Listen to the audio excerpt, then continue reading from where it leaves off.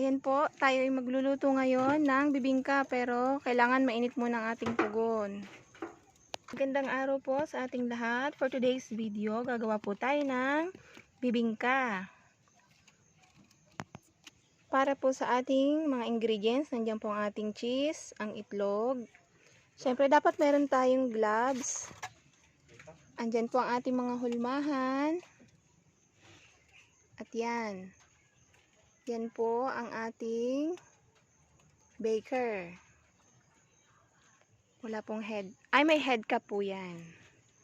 Yan. Yan po ang ating kailangan. Chinek na rin po natin ang ating pugon para sa ating bukang-bukang bibingka. Ayan po, sinisigurado po natin na ang ating gawaan ay syempre na 5S natin yan. Kailangan safe, quality, and yan po, shout out po kay Mr. Daming Suk. Yan, sige, patuloy lang siya sa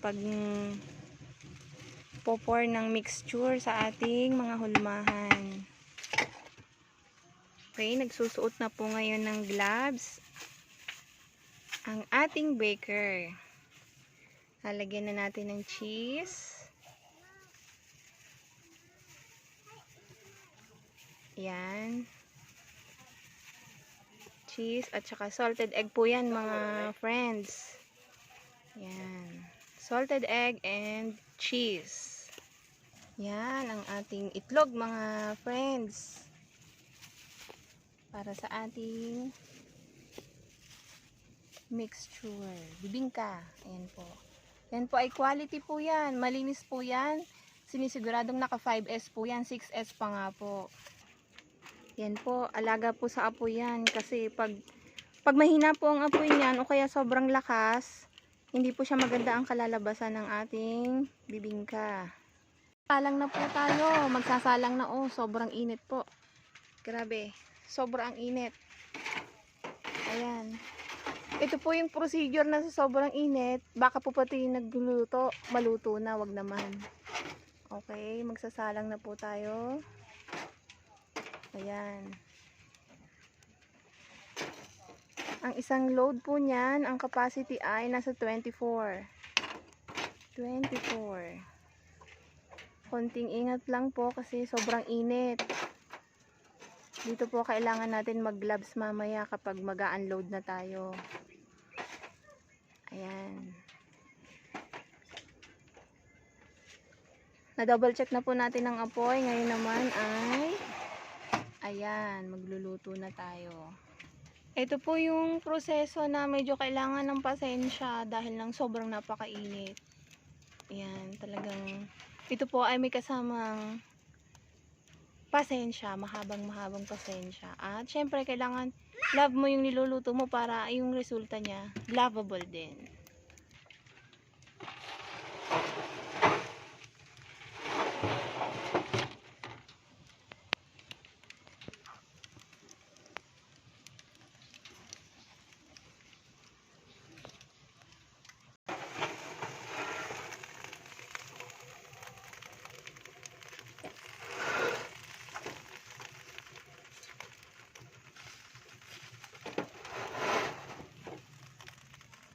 Ayan, ready na po ang ating melted butter para po yan sa pag inahon natin yung ating bibingka ay i-brush natin yung melted butter natin.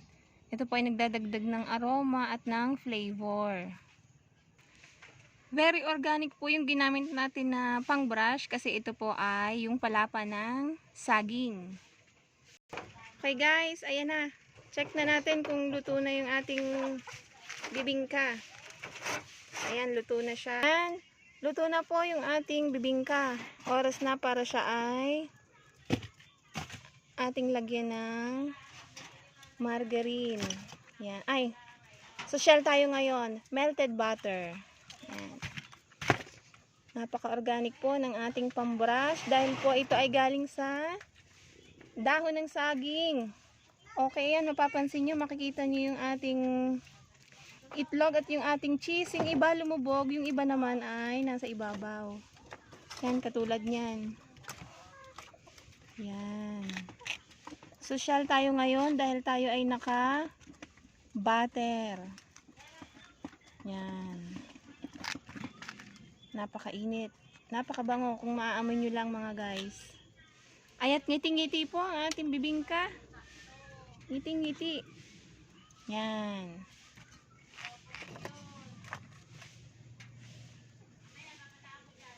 Po, ayan. Gugupitin natin yung gilid, yung labis para presentable po yung ating bibingka. At para naman po ma-prevent natin na talagang mainit ang ating bibingka, ay idiniretso po natin yan sa cooler mga guys. Ayan.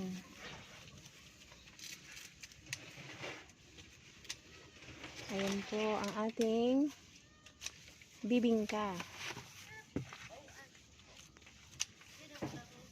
Guys, para po sa mga iba pa nating video, palambing naman po na inyong like, comment, and please share nyo na rin po. And thank you, goodbye. Yan muna po para sa ngayong araw guys. Thank you po at ayan, good day po sa inyong lahat.